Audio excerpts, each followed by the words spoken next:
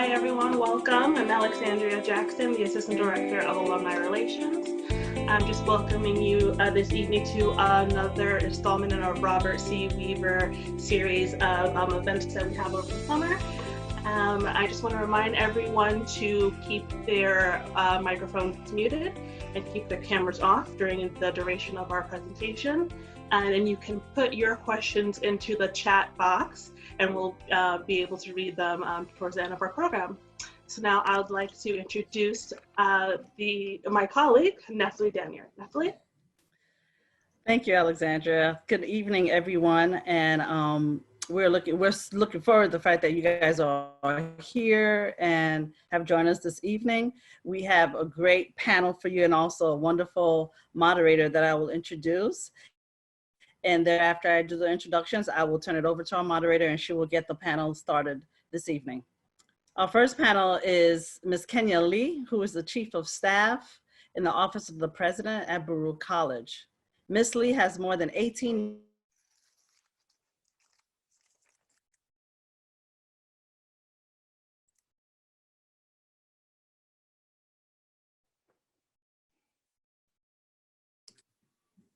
I think that Neftali froze. I think Yes. Nefli's frozen, but oh, okay. I thought that was me. Is she back? I'll just continue her sentence. Kenya Lee has more than 18 years of experience in higher education administration. Her professional experience also includes the magazine publishing and banking industries. Ms. Lee is the regional coordinator of the New York City region for the ACE New York State Women's Network, which facilitates the networking of women interested in pursuing leadership opportunities in higher education.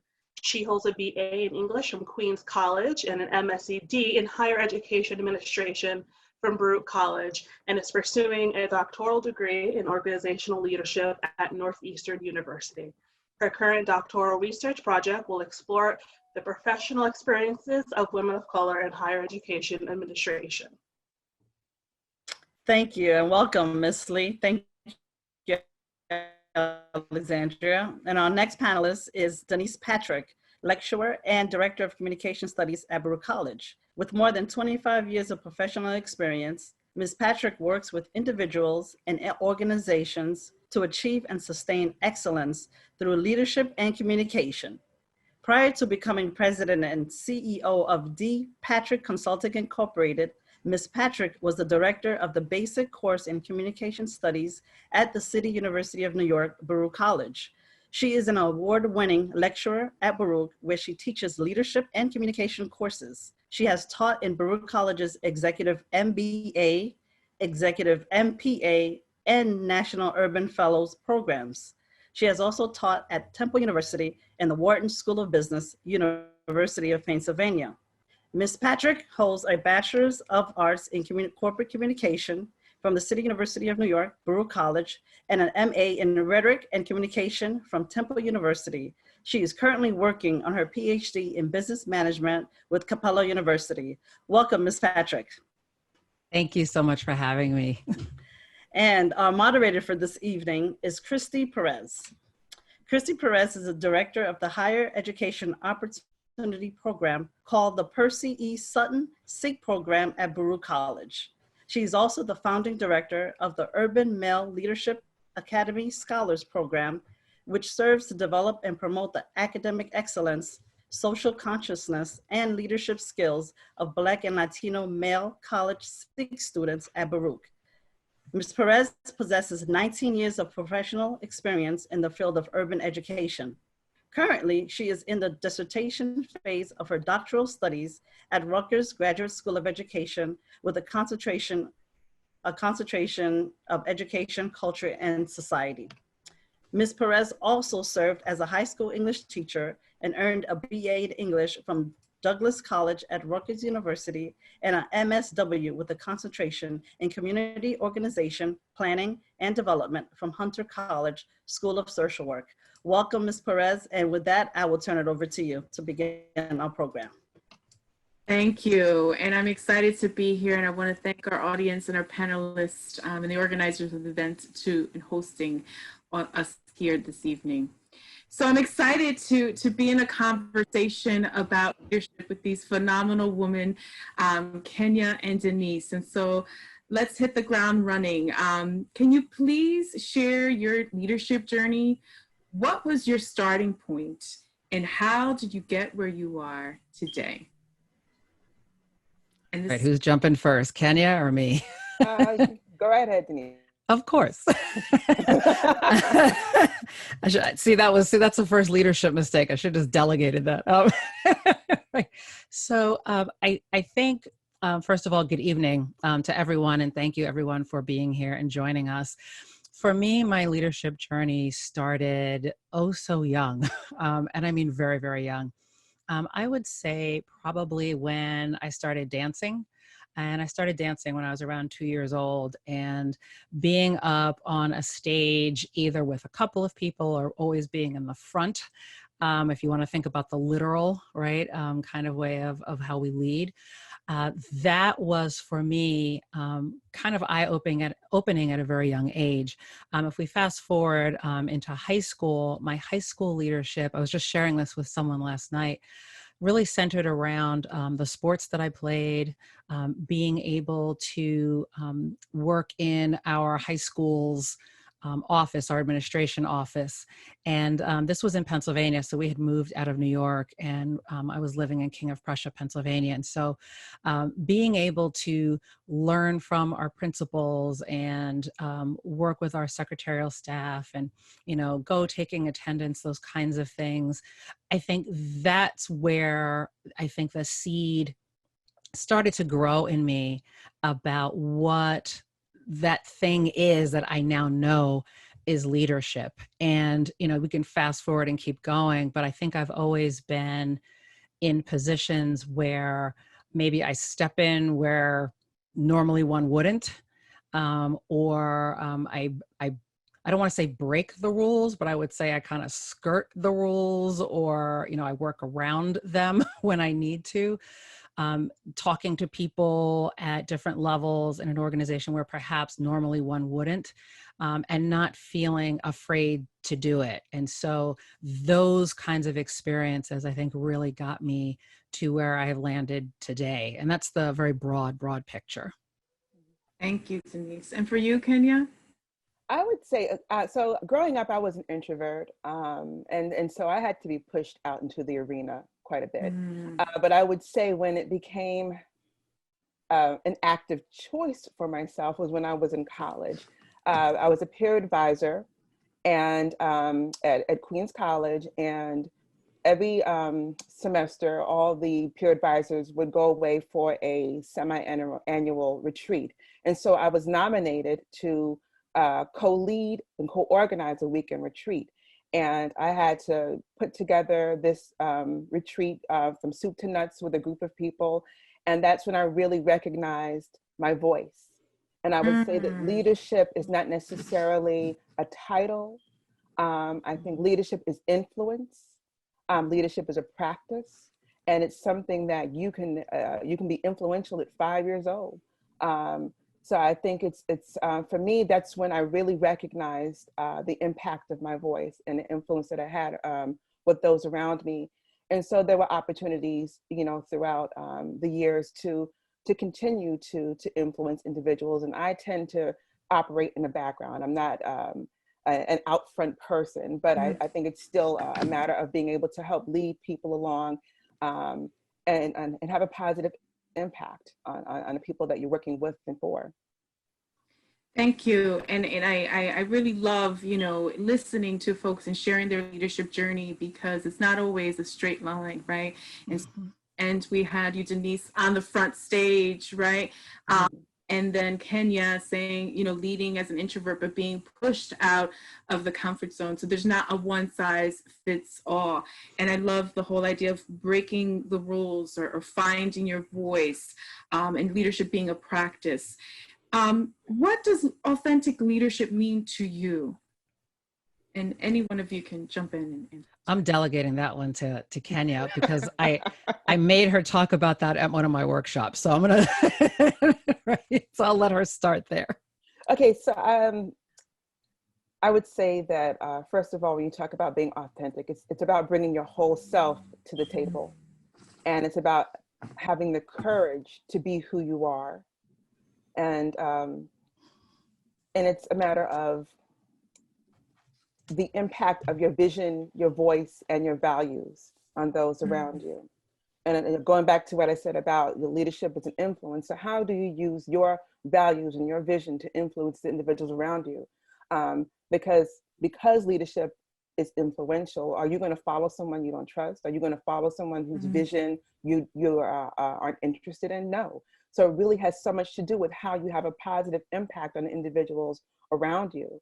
And I think I've managed to do that, and sometimes quiet ways, sometimes not very quiet ways. But it's just being able to garner the respect of those around you, but starting with having respect for yourself and respecting your own vision, your own voice, if that makes sense. Absolutely. Thank you. Denise. Yeah, no, that's perfect. I want to dovetail on that because I was nodding so vigorously because Kenya, I heard you say, it's having respect for yourself first before you can really request it of someone else. For me, being authentic is really living what I have tried to live, not always successfully, but I think for the most part, is trying to live the faith that I was raised with, and starting from that foundation. And so, when I embrace that, I try to embrace it through my actions and through my words. I also believe that being authentic means being ethical and moral. Also, or in another way to say it is, sort of keeping your integrity, and more importantly, living your values, right? So we all have very different values. We all come at them in very different ways. If I change every once in a while, then people don't know who I am. They aren't sure of the consistency. And so I would have to even say it's probably consistently sticking to our values and consistently trying to live from the foundation that we have. And I think for me, I've tried to do it. I don't even try to do it. Somebody just said it to me. I just had a client actually just say to me the other day, like, I know you have integrity. I'm not worried about this conversation you're about to have with this other person in the office. Because, for me, when you tell me something, that's pretty much it. Right. It's like I say, part of my ministry, right. When I was in ministries, I put my collar on, and that's being authentic. So it's saying something authentically. It's also receiving information authentically as well. There's one thing I want to add to, Absolutely. Just to add to what Denise is saying. And I think also one of the most important parts about being authentic is being able to put down the weight of the expectations and the judgment of others. Because if you are living from a place where you're trying to, belong, or you're trying to do what you think other people want, that's not living from your core, so you have to let it go and just be you. Yeah, please let me echo that one. I know. Yeah, no, absolutely, absolutely. This is what happened before, right? Yes.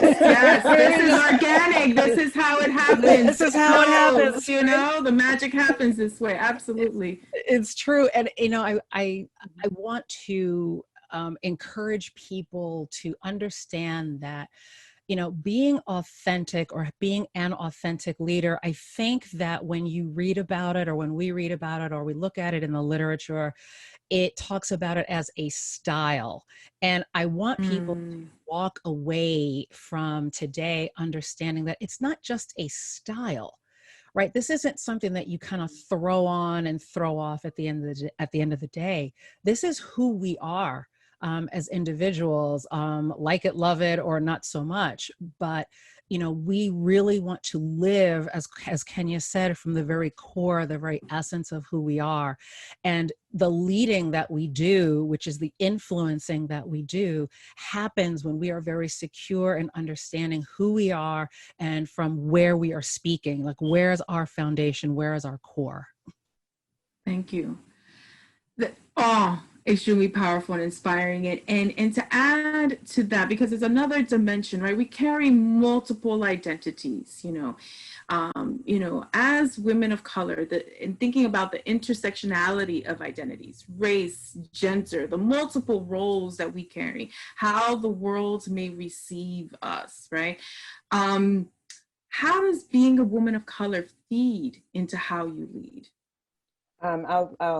I'll start with that. I would say, I am a woman of color. I'm a Black woman. I am a phenomenal woman, beautiful human. I am a descendant of slaves. I'm a mother of a Black male. I would say I'm a mentor. I'm a sister. I'm a cousin. I'm a daughter. And you bring all of this with you. And I don't think all of these multifaceted identities, they don't box you in, they don't define you, but they inform your experiences.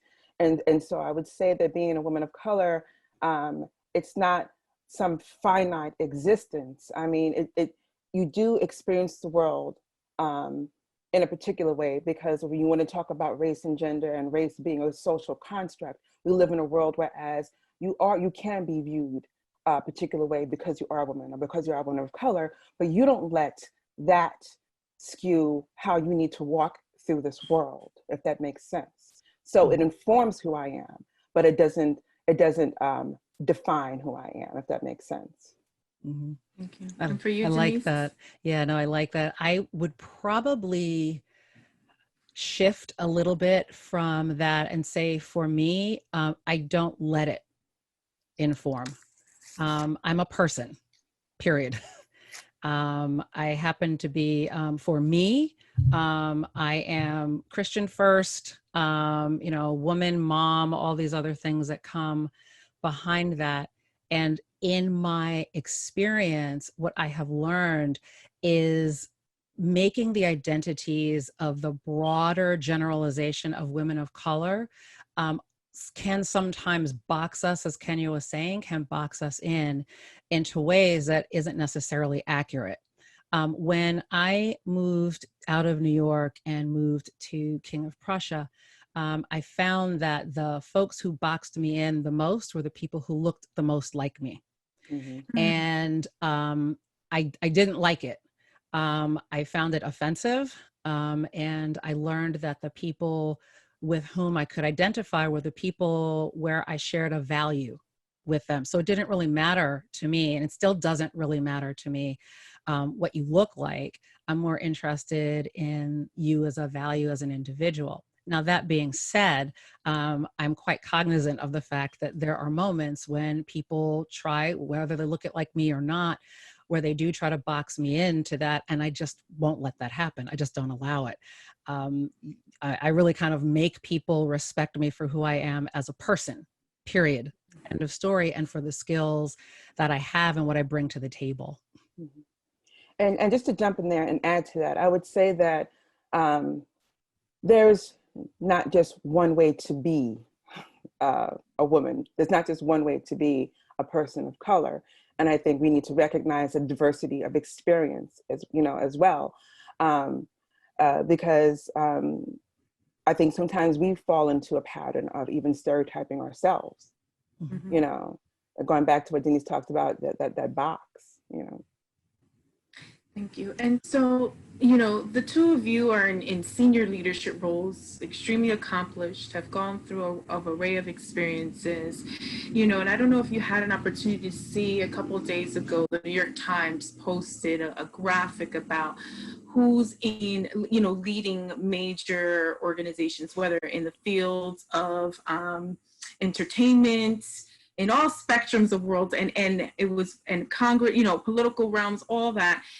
And it wasn't a lot of women on there, and there wasn't a lot of women of color. It was primarily male and white men, right? Mm-hmm. So thinking about the younger generation, younger women of color, the women that are aspiring to be leaders, how do you support fellow women of color who are aspiring towards leadership roles and are aspiring for senior leadership roles, given some of those structural issues that are a reality? Yeah, I'll start with that one. One of the things that I do or have done is to teach. right? And so being in a community like our community at Baruch has been wonderful to be able to support young women who want to go into a leadership role at a club, want to be in a leadership role someplace in their office, and also trying to help them discover and strengthen, right, their voices, right? How do we strengthen their voices and what they want to say? As an example, I took probably about 11 young ladies who were all young ladies of color, with the exception of 2, I think, but all women who were in leadership roles in our student organizations. And under our previous chancellor, I coordinated a breakfast. So at around 7:30 in the morning, we went to Serafina's and took a place in the back. And that was an opportunity for them to learn. You don't have to be afraid of somebody who looks different from you or who happens to have this really huge title. It's sitting down and getting to know who that individual is. And it was a fun experience. It was fun for me to watch ladies being able to ask very pointed questions without feeling afraid, and to also share their own experiences with our former chancellor, and to have that kind of a conversation. And I enjoy doing those kinds of things. And the other thing I do is I mentor a lot, right? So I have mentees here and there, and those are some of the things that I get to do. Yeah. And Kenya, for you? I would say I end up informally mentoring. You'd be surprised how people may be observing you and you don't recognize it. And so sometimes I have sometimes young colleagues of color. I've worked with students who just came to me and just wanted to talk, and it's just creating a space and place to just talk about experiences, this giving them an opportunity to have voice and to listen. I think that's one of the greatest things you can do as a mentor, just sit and listen, Right. And Kenya, can I just add to what you just said? Because as I was listening to you, I had a thought about, if I'm sort of sitting and listening, and there might be one who is saying, yeah, but how do I do that when I'm not even sure, right? If I can do that, because I don't have, the quote unquote title. Well, I didn't have the quote unquote title of director when I was doing what I was doing at Baruch. I was an adjunct, right? And I do joke about, part-timers having a different level, we'll say, right, from everyone else. You just do what you do, and you never know how your own experience can really inform and can support someone else. You just don't know. So I think I would encourage people that if you're interested in mentoring, you can be a peer mentor. I have had relationships where I have mentored someone, and now all of a sudden we are friends and we really support each other. Who could that be? Gee, let me think. Oh, I think.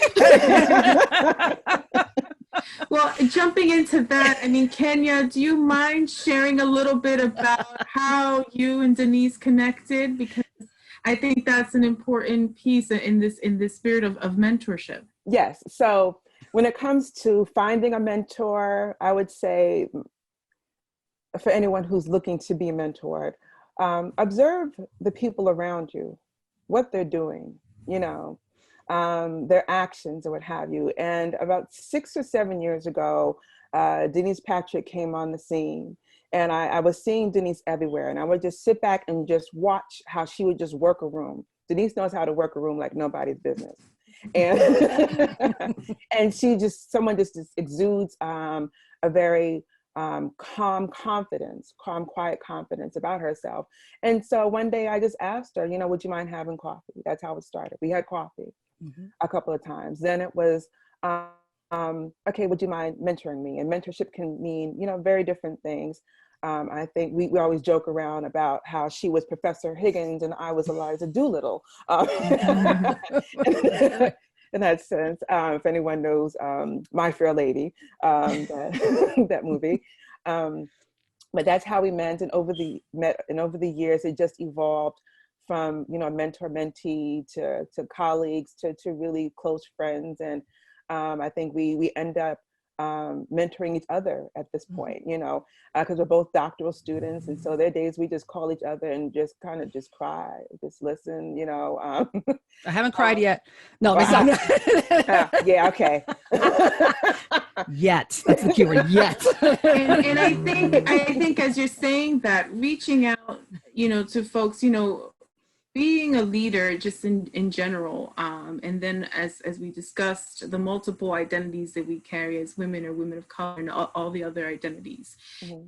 In those times, you know, can you speak to who you, in addition to each other, how do you sustain the support, you know, calling someone? Because I think sometimes, you know, we have this public face and figure, you know, and folks see one side, but what happens behind the scenes to sustain you, particularly in things like when microaggressions come up and they show up in your professional life, which we'll talk about in a little bit, but what goes on behind the scenes for you to sustain yourselves?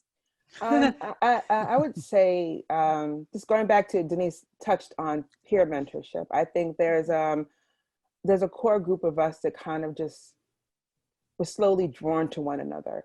And you know, yeah. And so we just end up mentoring one another, just coming together and just talking about our experiences. Sometimes you need what I call the reality check.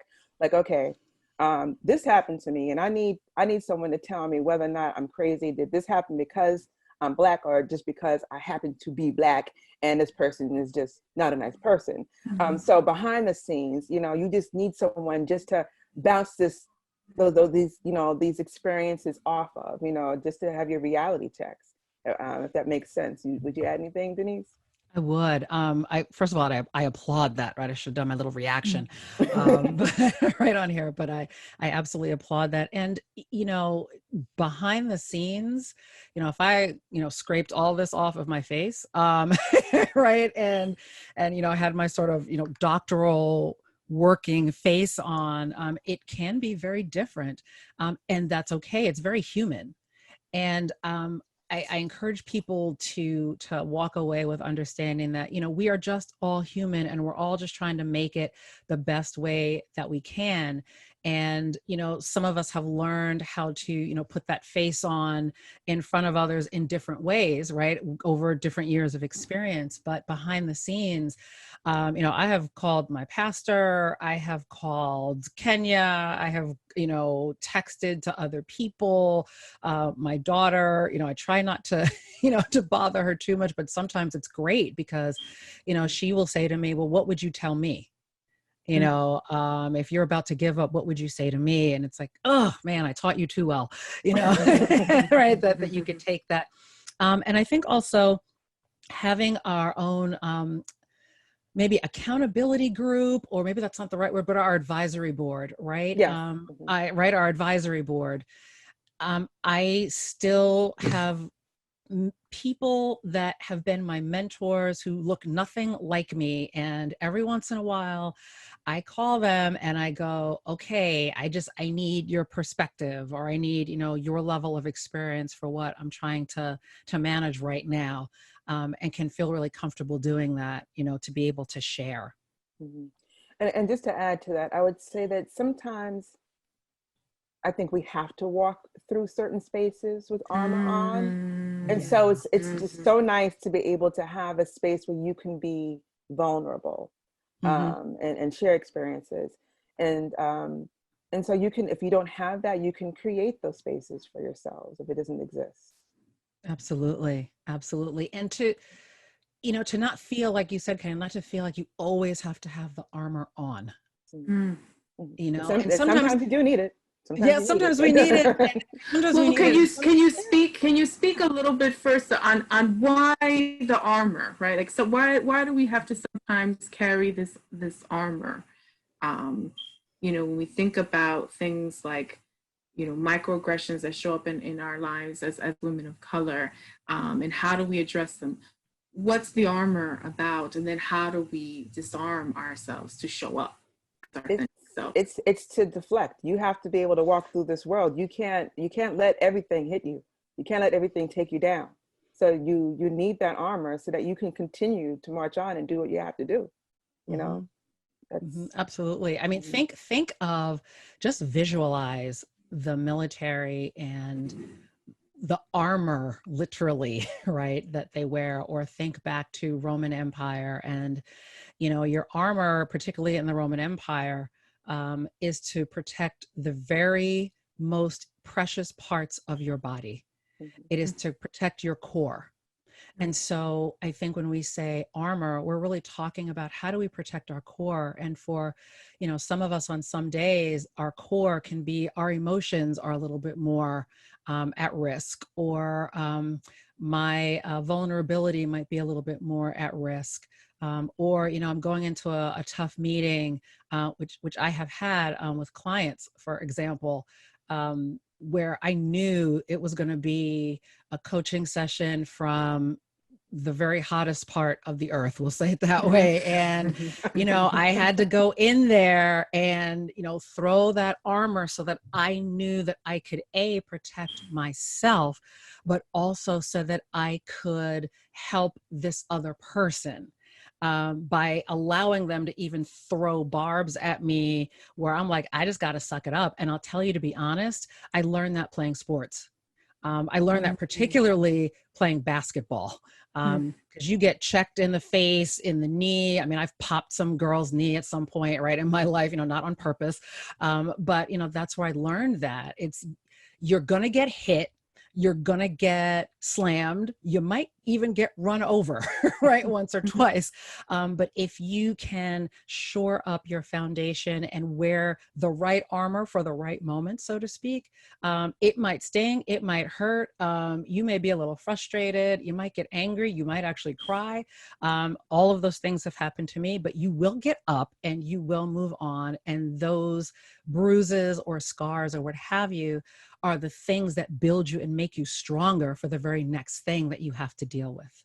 Absolutely. I would just jump on it. I would say some of the greatest teachers you will ever have is some of your most challenging moments.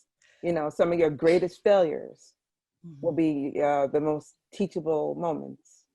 And what would you say when you've experienced microaggressions? Because that's a whole other dimension of wounding that comes in. How do you address that? I'm thinking of the young professional, the aspiring leader that's coming in and experiences the microaggression in the professional arena. How can that person address that? That's tough, because microaggressions are subtle. Sometimes you don't recognize it happened until after it's over, and you're sitting in a corner somewhere. Did that just happen? So sometimes, I mean, for me, I've experienced it. I've had colleagues that have experienced it, and in all honesty, I just kind of just brush it off and keep going. I mean, you got to pick your battles. I go after the more egregious things, to be honest. Yeah, I would agree, and I want to frame what I'm about to say with the fact that I have taught diversity workshops to organizations for years, more than I would like to admit, very long time, and the concept of a microaggression is new-ish. It is newer in the discipline. And I would explain it to people, and I'm sure we've all heard this. It's like, 1,000 tiny cuts, right? They're very, very tiny. They can be anything. And so while I personally don't attribute people's poor behavior to microaggressions, I understand that others may feel that they have been aggrieved in some way by a comment or by a slight. And, quite honestly, I have to say, one of the things that I've learned in my life, having been the person who is like, one of maybe 10 out of 500 who looks like me, right, is not everybody is trying to do this intentionally. Sometimes things come out of people's mouths because they don't know better. Sometimes they do know better, right? And it can be intentional, but like Kenya, I pick my battle. If I walked around sort of waiting for every, microaggression to, hit me and slam me, I don't get very much done. And I really miss opportunities to teach and to influence other people. So I think, for me, it's picking my battle. And it's also saying not everything that is happening to me is about me being Black, right? Or, or anything, or even being a woman. It's not always that way. The ones that are like in my face, like you were literally saying, right? I'm going for that. I'm coming after you for that one. Powerful. Powerful. Thank you. And so we're in a new world that has made a lot visible, that has been there, but highly more visible. How do we reimagine leadership in the unknown and uncertainty? We are in uncertain times. How do we reimagine leadership? I would say that just going back to what we talked about in the beginning, the fact that leadership is not necessarily about a title. It's a practice, it's influence. And I think because we are in a time, what's it called? Disrupted times. Whereas, things are constantly changing, what have you, I think we have to look at what's referred to as shared leadership, leading through as a team, whereas you're feeding off of the strength of your teammates. Sometimes certain individuals are taking the lead because this is where their strength lies. And so we have to do this as a team in order to get through these challenging times. It's not just about, this person is the chief or this person is a leader, so we have to follow them. I think part of being a leader is letting others step forward to lead, and so you also look at, I guess we're going to now use our doctoral studies here, but do it, put it to use, So you talk about that there are leaders and that there are followers, and that followers can be just as influential as leaders. And so sometimes the roles switch, what have you. And I think because of what we are in uncertain times, you have to have a greater level of adaptability, a greater level of flexibility. You have to be willing to change. You have to be willing to learn and to grow, because nothing is stagnant around you. You cannot be stagnant either. Mm-hmm. Man, you just took everything.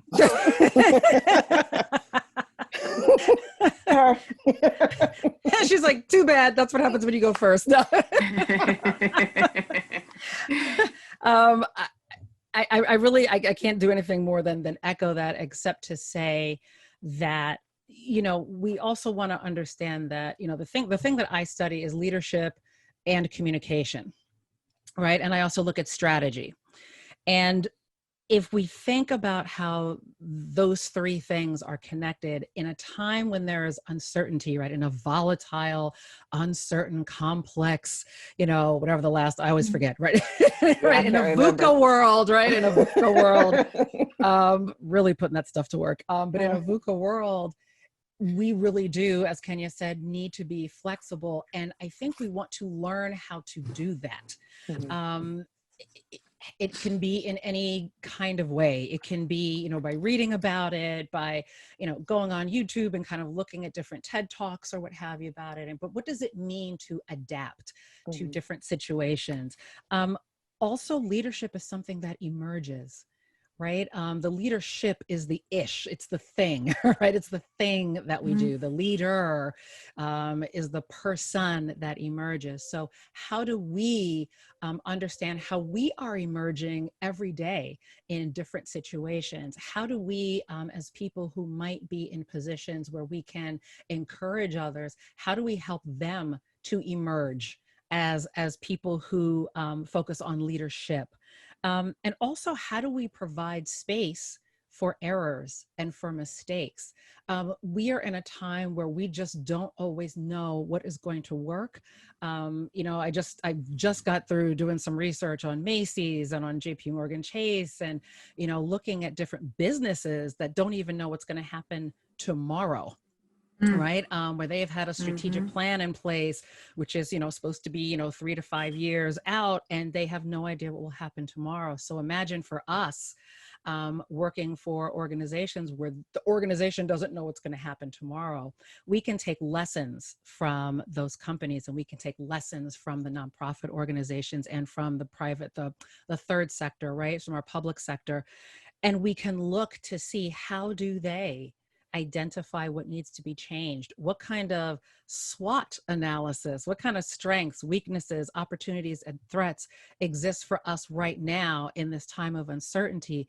And how do we use our strengths and our opportunities in order to push ourselves forward as very strong, competent, and adaptable leaders? And just to add to that, it's called the art of the pivot, you know. Yes. Learning how to pivot. I know when I first graduated from college, I had a degree in English, and all I wanted to do was work for a magazine. And so my first real job out of college was working in the magazine industry. Now I'm going to date myself, because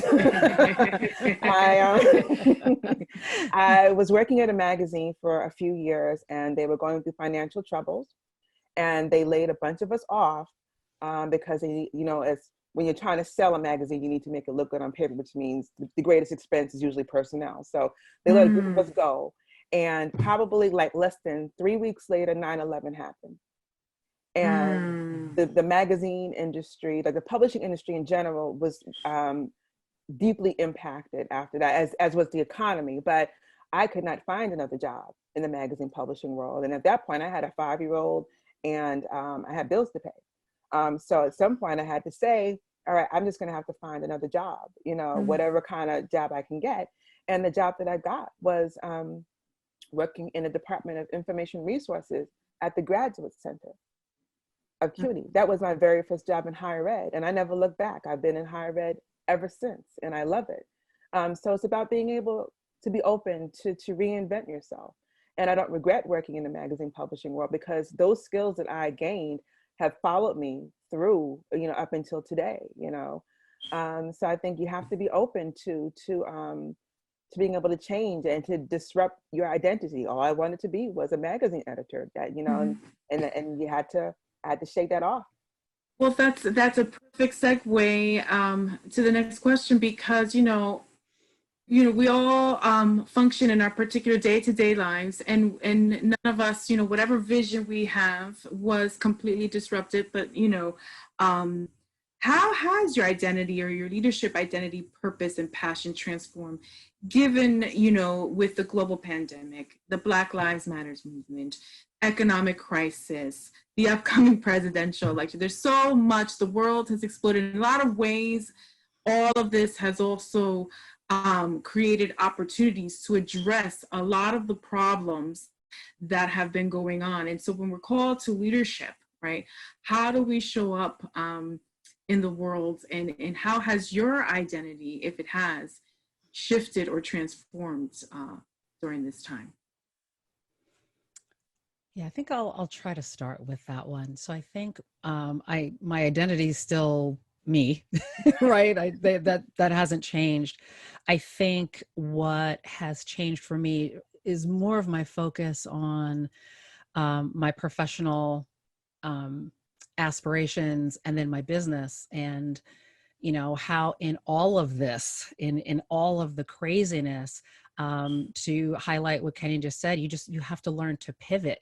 I would dovetail and say I haven't necessarily enjoyed it. It's, you know, easy to kind of sit here and say, oh yeah, you know, we just do, right? And I'm not saying that's how you meant it, Kenya. I don't mean it that way at all. I don't, because I would say, I say the same thing, and I don't think about, wow, there's some feelings sometimes that go along with that, right? So I think for me, it has been learning how to pivot and figuring out where my skills really best map at this point, they haven't really changed much. I would say that for me, I really do want to focus on, the small, medium enterprises or, some larger organizations. I do want to begin to do more of what I used to do around working with women and, just continuing that, right? Not, it hasn't stopped, but continuing that, but in a way that women understand that we're not victims, we're not less than, we're not any of those things. We're quite capable of doing more things than some people would even imagine. And sometimes we just need to find how to articulate that to others in a way that doesn't have that other person saying, oh, well, the only reason you're doing that or saying that is because you're a fill in the blank, right? But that it's something that's very real. So there's so much that's happening in the world right now. And I'm just, sort of a believer in, we just needed to go through this in the universe. And at some point we will adapt to it like typical systems do, or we will go and find a new balance that works the way that systems typically tend to do. Thank you. And Kenya? I would say for me, I'm still me as well. That hasn't changed. I would say everything that has happened has made me really do a lot of reflection time, about who I am, where I am on the map on this particular time, and also where I want to go, where do I see myself, and so I'm working on this doctoral degree, and I'm just using this opportunity to grow, to continue to learn. The research that I'm doing, I'm exploring the professional experiences of women of color, higher education administrators, because I too believe in, empowering women to seek career advancement and to learn how to navigate, institutional cultures. And so I'm plugging my research right now. Do it. But I've been reaffirmed in once I get this degree, to really be able to create a platform to continue to help develop women, to help mentor women, to seek advancement, because I know for me, I was a late bloomer. I didn't have mentors early in my career. And so when I finally got the opportunity to have mentors, it made all the difference. So I want to get to women earlier in their careers and get them thinking about those executive level positions. And it doesn't matter if you're an executive secretary now, you could be a college president in 15 years, if that's what you really want. So I've just used this time just to reflect on my impact and strengthening my voice that I have at the table at this particular time. Thank you. And since you spoke about the mentorship, an audience member sent me a question asking, how do you find those mentors or people who get you when you're the only person of color at work or in a space? Or do you just find let me them answer that somewhere else? All right, You go first, then I'll go second. Yeah, because Kenya knows my pat response to that. Actually, right? It's pretty much the one that I say to everybody.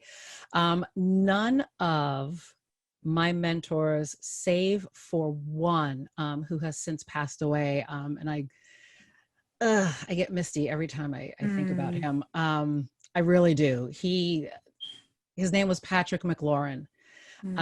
And we bonded not because we looked alike. We bonded because my last name was Patrick and his first name was Patrick, right? And that man was the one who got me to teach at Wharton. He was the one who introduced me to consulting. He's the one that I could go and cry to. And I mean, he was just like the best kind of like big brother kind of mentor that you could have. Hired me at Booz Allen Hamilton. So, all the experiences that I've had with consultancies were because of him. He's the only one that looked like me. Every other mentor that I have had has been a white male. And, finding them and finding somebody who gets you goes to me back down to your value system. We really shortchange ourselves as women, particularly when we are only looking for the people who look just like us because they're going to get me. And I promise you, there are enough people that I have crossed paths with who look like me, who we share absolutely nothing in common in terms of experiences. And so it would be disingenuous for me and disingenuous for that person for us to try to enter into some kind of mentoring relationship when we don't share any kind of value system at all, right? I really would encourage that person to look at, where do you want to go? Where are you trying to head, for example? And then look to see if you see people in those positions where you want to go. Because then you get to say, hey, just for 3 months, or what have you, let's do like Kenya did. Let's go for coffee. Let me see if I even really want to talk to you, right? Let me see if you really want to talk to me. But coffee is the best. That is the best way to do it. And we can't do it now. So how do we do it digitally? If you're on LinkedIn, look at somebody's profile and just ask. And I've had people do this, right? Like, hey, can I just talk to you for 10 or 15 minutes, because your experience is something that I want to learn from. Just to add to that, I would say the same. If you're looking to get to the next level, your mentors and muses will come in all different packages, so don't limit yourself, and you can have more than one mentor. Yeah. It doesn't have to be just that one person. You can have a group of people that you end up tapping into to mentor. So I would say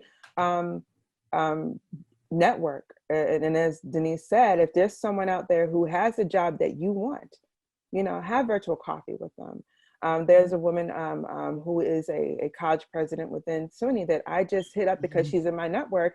And I just, and it asked if I could just have virtual coffee with her, maybe talk to her about her experiences. And she was not a woman of color, but she believes in mentorship, and she wants to help as many women as she can to get ahead. And so on many occasions, she's given me, sage advice. So I would say, don't limit yourself to just one, and really look out there to see who's doing what it is that you want to do, and is doing it well, Yeah, and I want to actually dovetail on that one, because this whole idea of, we can find women, right, too, but you will be surprised what you learn from men. One of my mentors is a former commissioner. Another mentor was a former commissioner. Another one is, still, someone who is, in another university system, who has been a phenomenal mentor. And what you learn sometimes is you have to challenge your own assumptions. And having those conversations with men who, may identify in you like, oh my gosh, you've got this, right? I want to help you. Now that mentor can become your sponsor. Now that mentor can become your advocate. So, whatever they look like, look at their experiences. Doesn't matter. It really doesn't matter. These people have now become my friends and colleagues, and I am so thankful for them, and thankful that I didn't stop myself because they weren't just like me. Thank you. And just one final question in this portion, and there might just one or two more questions. How do you take care of yourselves and create harmony in your life? And I say harmony because one of my mentors and someone that I and it's a podcast mentor and listen to mentions, it's a struggle for women specifically to create this balance. When we talk about balance, because balance, you're juggling a lot of things, but how do you create harmony in all the different worlds that we hold and create for ourselves? So for the two of you, how do you take care of yourselves, and how do you create harmony in your life? Well, I'll let you know once I have actually attained harmony. Yes. Yes. Yes.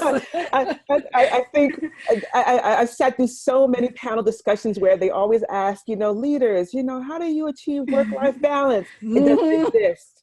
We'll never get balance. It's a matter of what are you willing to, some things have to get sacrificed. You have to prioritize.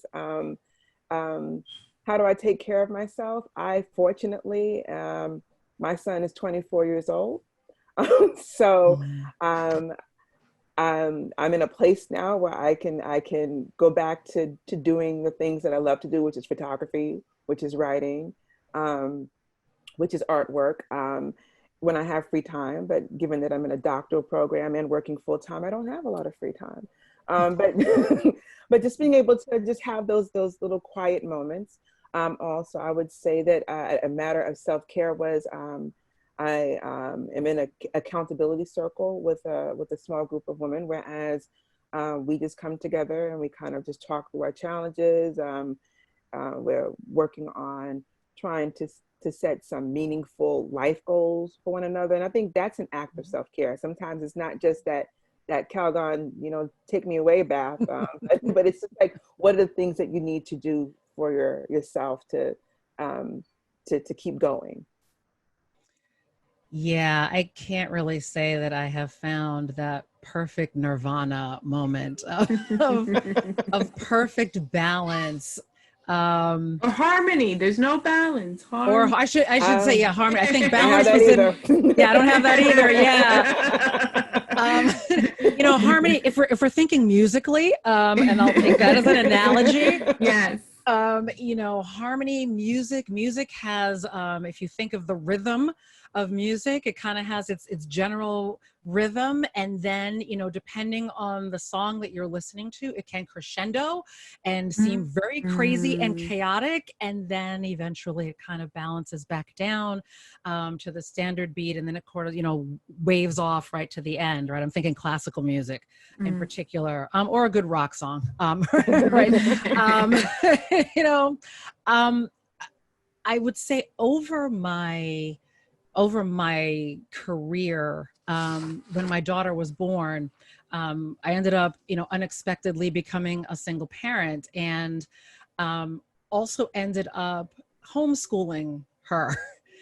So homeschooling and then teaching, and then also trying to do consulting. And, people would say to me, oh, well, no, you just go get this job and it'll be, 6 figures. And my purpose for my personal value was to raise my child and to be around her as much as possible. And so for me, I had to do a trade-off, right? There's a trade-off.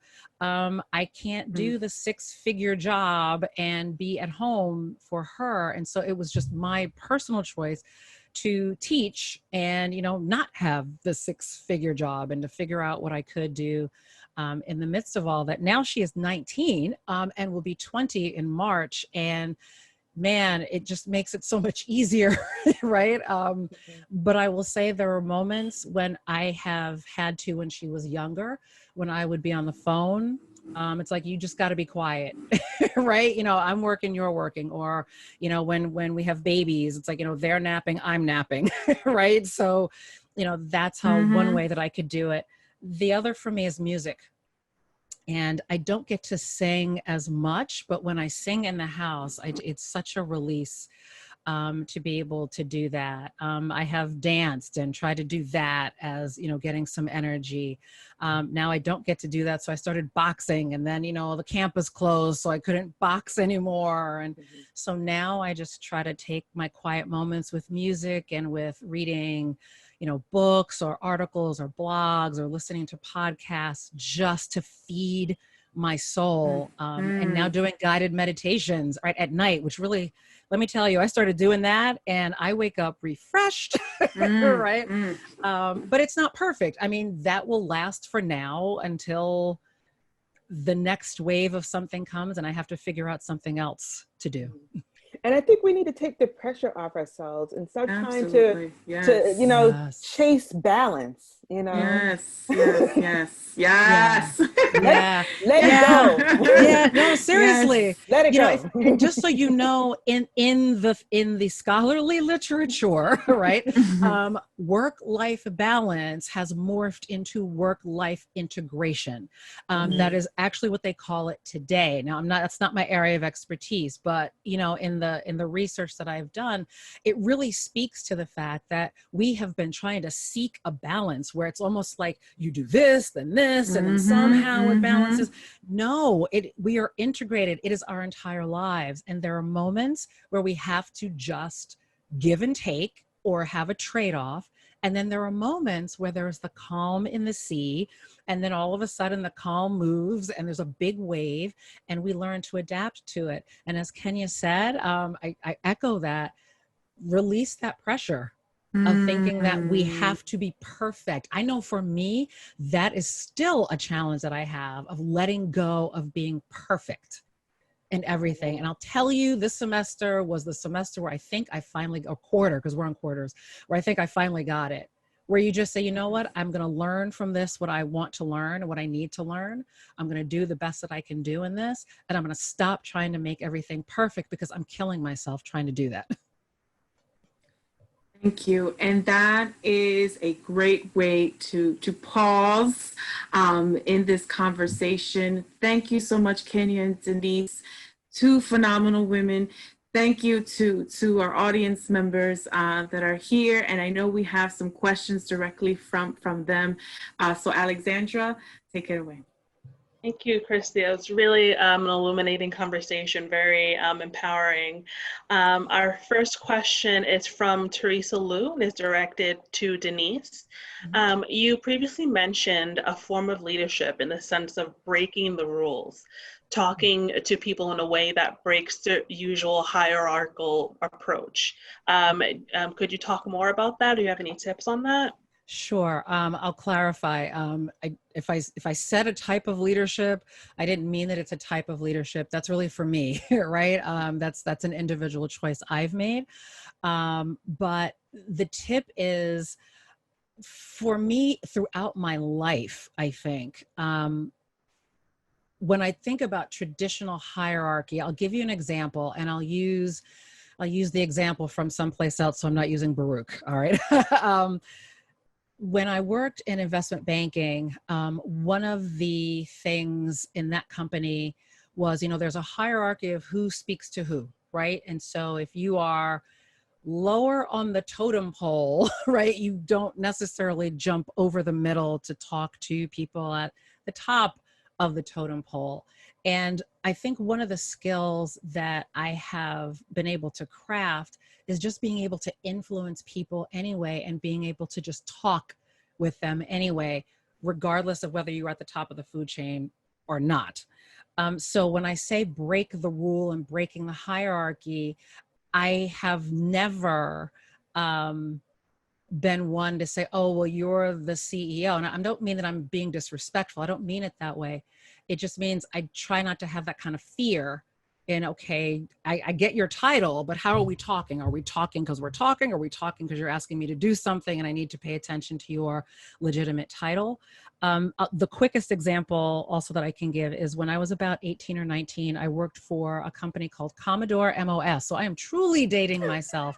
Anybody that knows about Commodore computers, right? And I was the receptionist, and it was the old receptionist thing with like the little spaghetti straps, right? The little spaghetti strings or what have you. And I remember the CEO called one day from Japan, and I don't know how many times the phone rang, because every line went into one switchboard that was outdated. And when he got on the phone with me, he didn't yell, but let's just say he wasn't kind. Or let's say it that way. He was upset. You know, it rang 45 times. I don't know, could have been 20, whatever, right? When he came back to the States and came back into the office, he said, I want to talk to you, and I want to talk to you about the switchboard. And I remember at that age thinking, okay, I could freak out right now, or we can teach him something. I made him stand there for 3 to 4 minutes while I answered the phones, because it was, do I respond to you or do I deal with the clients and the customers who are calling? And I made a call, right, to do that. once there was a break in that, he looked at me and he said, "Oh, I didn't, I didn't realize how crazy it is." And, you know, long story short, he asked me to come up with a proposal to solve it, and he accepted it. So when I talk about breaking the hierarchy, it's, you know, taking those moments where you can try to discern what's happening in this moment and how do I make this work, not because of your title necessarily, but because I have a way to help you understand what I may share with you through language and through communication. I hope, Teresa, that answered. I can actually see you right now, so I see you nodding. I really appreciate that response. Thank you, Denise. It's that fear you talked about. There's moments where I feel that fear, whether it's like I'm trying to directly communicate with a colleague and I'm like, I should copy X, Y, and Z. But I know if I copy X, Y, and Z, the message is going to be filtered, right, in a way. So I tune in and I just say, what am I authentically trying to do? And once I get clarity on that and can defend, I fast forward mentally to defending like why I'm contacting this person. And I 99% of the time never have a problem, but I do feel that, like you said, you have to think about like what can be seen as disrespectful. Now that we're in COVID, I have to rely on email and like documented ways of working versus just popping into somebody's office or hoping for the run-in. So it's an interesting challenge in that way, but thank you for that piece. I definitely see I'm sitting on the precipice of leadership when I have those moments. And I really love the idea that you can be a leader no matter who you are. So thank you for this. This is awesome, by the way. Oh, thank you. You're welcome. Thank you for that, Teresa. And we're moving on to our next question that was submitted through email. This comes from Jamelia Brashers. She asks, what informal or formal networks are you involved in outside of your organization to facilitate progression or have honest conversations around your personal or professional life and achievements? And what is the importance of mental health maintenance as you have advanced in your career? I'll take the first half. Okay. That's right. I got the second half. You got the second half, yes, that's right. So I belong to the ACE Women's Network, which is particularly a network that's focused on the leadership development of women who work in higher education. And each state has its own network. And so it's very informal. It's all a bunch of volunteers. Most of these networks are always just a bunch of volunteers who come together and just try to create programming to help mentor and develop women. And so I belong to that network within the New York State. And also I would say that at Baruch, we've created a women's network as well called the Baruch Women's Leadership Initiative. And I came together with a group of women who I had come to admire, who always have a voice at the table, or, you know, are willing to just do whatever is necessary to help one another. And so we created the Baruch Women's Leadership Initiative. And so we do try to have programming throughout the year for one another. And that's driven by volunteers because we all teach one another. I think there are a few women who are on this call now who have led workshops for us. So it's just like whatever skill or strength you bring to the table, we will take it and you know and teach one another.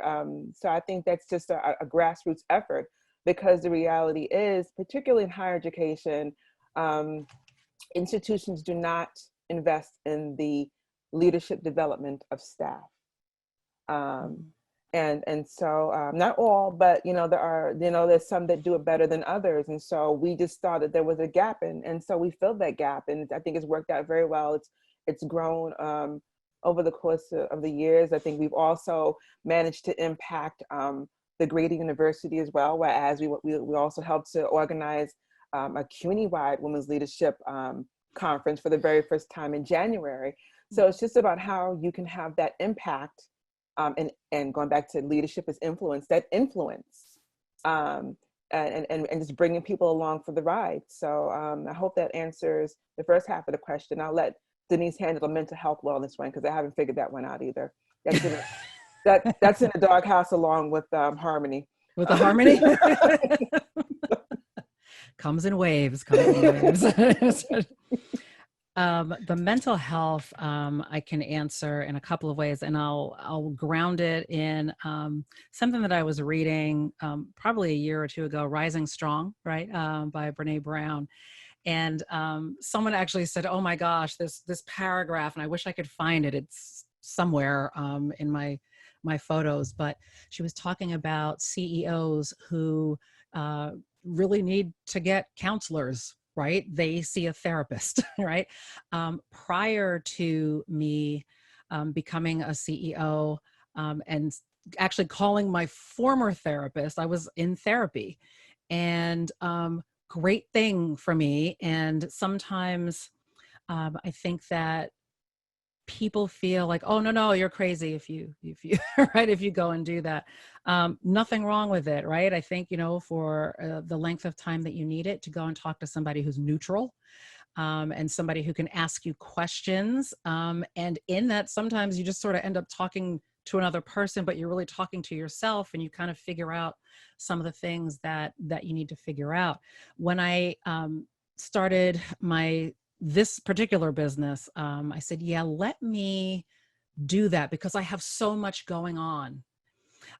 So I have, or had that. I haven't done that in a while. We took a break, but I haven't done that in a while. But, sometimes I'll call my pastor, like, listen, I need you to either pray for me or pray with me, or I need to just talk with you because I'm not sure how I'm interpreting this, how I'm understanding this. And I think also learning how to be very quiet, and making myself be really quiet in moments where I can. Now, those are not all perfect solutions for everyone. Everyone's is going to be very different. But, taking care of our mental health is equally, if almost not more important than our physical health, right? Because our mental health can actually feed into negatively or positively into our physical health. And so I'm very aware of that, and have been aware of that for some years. So for that person who asked the question, I think figure out for you, what are some of the best ways that you can find the support, whether it be in a best friend or a family member or in a counselor or, a religious leader or, whomever it is. Try not to use your mentors for that, by the way, because your mentors aren't really supposed to be your mental health. And even when you do, like I do executive coaching, and I have to tell people I'm not your therapist, right? So I don't do that, right? Be careful around that. But find for you what you think is going to work best for you, and try. Maybe try them in concert with each other, right? I'll do therapy for a month and see what happens, or, I'll try it for 3 months. Okay, I'm in a better space right now. Now I can lean on my friends because now I know how to articulate what I'm feeling with my friends. And journaling is my favorite. Mm-hmm. That's my absolute. Just to add to that too, if you are interested in finding a mental health counselor, I think it's Psychology Today, their website. You can go in and literally put in the exact parameters that you're looking for. Maybe it's someone you want who's well versed in spirituality, someone who's well versed in maybe body image. And when you go there, you can also find those very specifics, but also therapists who take your health insurance, so you can drill it down, to exactly what you need for that particular moment. Yeah, absolutely. And I'll do a testimony for that one. I haven't done it, but my aunt has. My uncle has Parkinson's, and she is the caregiver. And so, she was really stressing, right? She really felt her mind was just being lost. Or crying in the pillow, as we often do, right? Right. And she did exactly that. And she loves the person that she's talking to, and they, do it digitally, do it virtually, and it's worked. So, yes, thumbs up to that one. Thank you. And just another note on just some mental health resources. Someone in the chat mentioned ZocDoc. There's also a listserv or a website called Therapy for Black Girls, if anyone is interested in exploring that. lots of resources for Black women who are working therapy. And just keeping on the vein of mental health and wellness, imposter syndrome. Have either of you experienced this, and what is your advice on how you can combat that internal naysayer? I'll have a vulnerability moment. When I first got my promotion, I was moving into a very different space than what I was in before, and where you feel like you have to prove yourself. I mean, you've proven yourself, and that's why you're in this role, but you still feel like you have to prove yourself, and that's where I was. And in honesty, I did go into therapy for a few months to get through that moment, because I think I was putting some unnatural pressure on myself, more so than it was external. So I think seek help where you can, and also there's a very good book that's out now, if you want to plug that, called Imposter Syndrome. Yes. By doctors Lisa and Richard Orbe Austin. Yep. And it's a workbook, and it's a book I'm reading now as well, because I think no matter what role you have, there are moments whereas we just have to have these personal conversations with ourselves, because I think we put so much pressure on ourselves, more so than anyone else does. Denise, you want to jump in on that? Yeah, I think I can. I think in terms of imposter syndrome for me, I tend, or have tended, I am better at it now, but I have tended to not see what other people see in me. And so what I have really had to do around that is to listen very carefully to those who are very close to me, and those who are part of my advisory council, and those who see one particularly, not you, Kenya, you have, right? But I'm not talking about you. But it's a friend of mine has seen every single step from like 2014. He always says from 2014 until now, I've just watched every single little detail. And he said, I'm just waiting for you to catch up to the party and join us. Right. And so part of that for me can be, oh, I don't know if that's really me, even though I say it's me. And it's just this little internal battle. I know where it comes from. I know why I have that internal battle. And so that's why, sometimes when it's really bad, it's like, okay, I need the therapist. Okay, here we are. We're here again. I just need to get those skills back so I can kind of balance through that. Or it's let me listen to, my very, very close circle. Because they're not going to lie to me, right? If I think I'm more than I am, they'll be like, yeah, no, you should probably sit down, right, someplace. But I think that's how I have learned to get through it. Mm-hmm. I guess just to add to that, there's a poet that a colleague had introduced me to, Nadira Wahid, and she has this poem called it's called As You Are, and there's one particular line in it that says, "You don't even know how breathtaking you are." We don't give ourselves enough credit for who we are as individuals, and we constantly compare ourselves, so that goes back to, putting down that weight of the judgment and the expectations of others, and also putting down the weight of the expectations that we have for ourselves, and it's a lifelong battle for sure.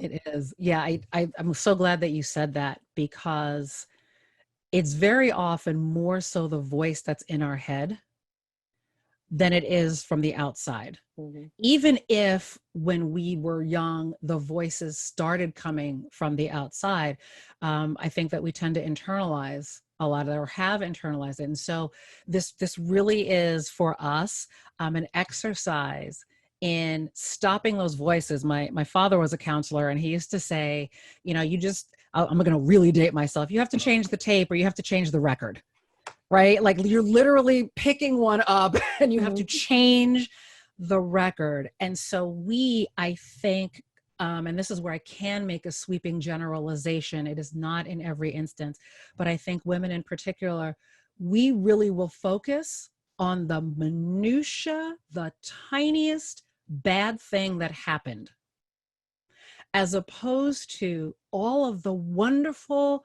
positive things that have gotten us through. As an example, if we are having a tough time in life, and this was me at like 14, 15, 16 years old, that was a really dark period for me. And I really had to think about, do I always focus on that negative side, or do I look at what happened to me and say, damn, I'm just going to say it, damn, I got through that, and did it in ways that I didn't even think that I could do it, learn things that I never thought that I could learn. So it's changing the record for us very often to say, stop focusing on that little teeny, teeny, tiny dot, right? It's like the makeup, right? It's like there's one little thing off, your face looks fabulous, and you're focusing on the one little tiny thing that you did wrong, right? Focus on that bigger picture and how beautiful that is, flaws and all. Someone, I'm going to botch up this quote, but someone had once said that we take our flaws and our mistakes and we chew on them like they're a piece of chewing gum until the flavor's all gone, so we just take that one thing and just, you don't let it go, and just needles at you, it's just learning how to let these things go. I mean, it's like I said, it's a battle, yeah. But it's part of being self-aware. And I think that self-awareness itself is one of the greatest leadership competencies that you can have. Right. And just two more questions before we wrap up for this evening. This question is from Giselle Guerrero. How can you make sure your voice is heard in a space where you are maybe the only woman or the only woman of color present? How can you solidify your seat at that table? Say what you have to say. Yep. Don't wait to be called on. And I think in addition to that, I think it goes back to what I said earlier.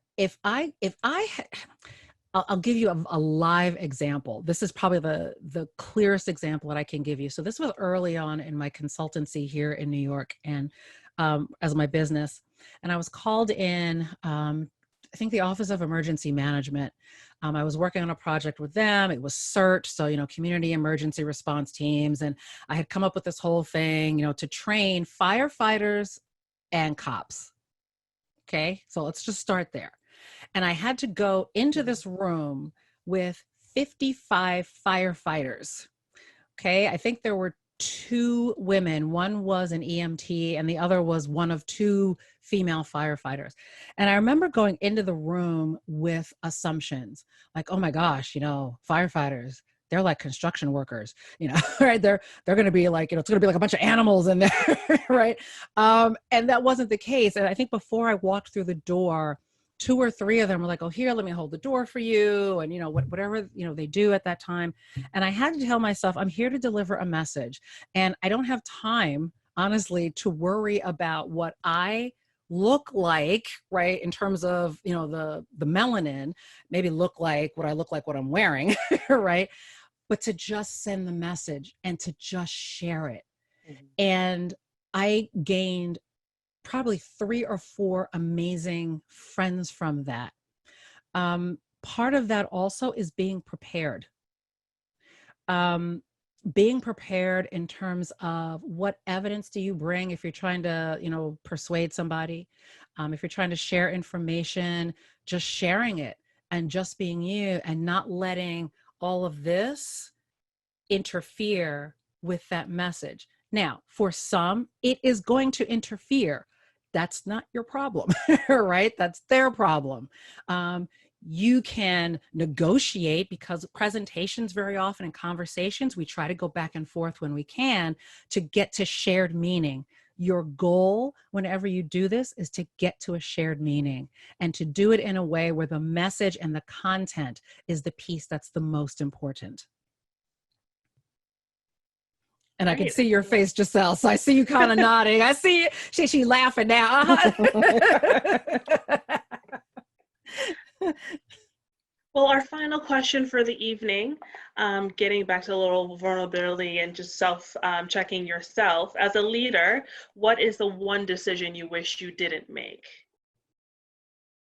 Ooh. Wow. I'm excited because that was my question.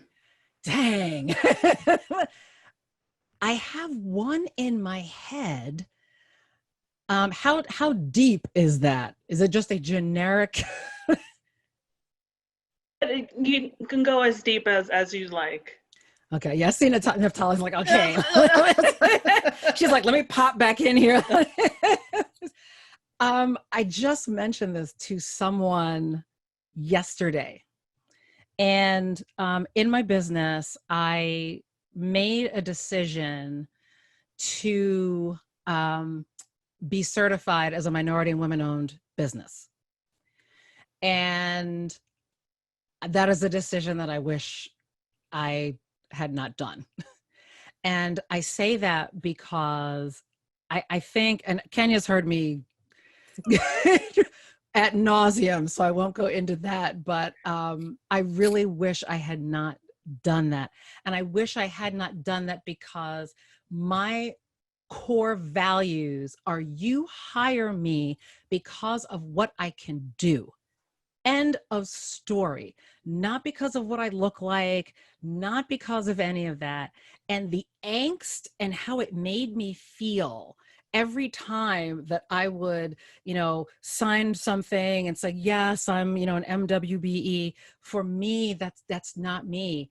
And so when it lapses, it will probably lapse, right? And let that go. But I wish I hadn't done that.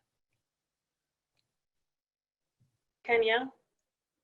Um, Putting you on the spot. I gave you plenty of time to think of something.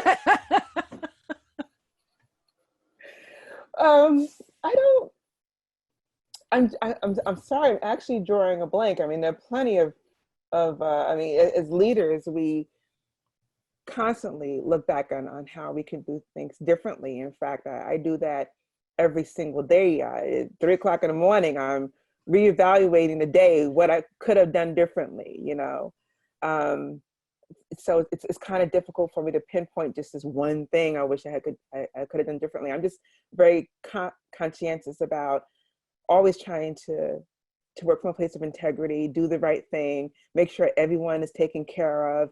And sometimes it's trying to reach a place of perfection that you can't. So sorry, I can't think of a specific time. I'm like I said, just constantly reevaluating everything that I do, just to make sure the next time I have to make a decision, this is what I would do a little differently. What do you call that? Post game conversation? Yes. Yeah. Mm-hmm. Yeah, it's like being the Monday morning quarterback, so to speak, right? You're kind of like, and I think, you saying that I don't want people to feel like, no, pick something. It sometimes there's that thing is right in the top of your head. And the only reason I could answer the way I did is because I just happened to talk about it last night, right? If you asked me this in 5-6 months, I'd probably be like, I don't know, maybe what I had for lunch was a bad decision, right? Or, maybe I shouldn't have put that dye in my hair, or those of you on campus who know me, I play with hair. So it's like, yep, nope, not that wig, not again. Nope, right. They can be that simple, seriously. Well, thank you. I think you've given such great answers for this evening. I really want to thank our moderator, Chrissy Perez, for facilitating this discussion. I want to thank Denise Patrick and Kenya Lee again for joining our panel and just sharing their expertise and their wisdom with us. I think we are also full after this conversation, and we'll have some time to digest. Just getting a few questions in the chat. This recording will be sent to all of our registrants within the next week, so you can have a chance just to revisit some nuggets of wisdom. And thank you to all of our participants for joining us this evening. And I want to thank my colleague Neftali Danier for helping putting this together for this evening. So just a round of applause for everyone. Thank you all for joining us, and hope you have a great evening. Thank you so much. Okay. Thank you so much. Bye. Bye.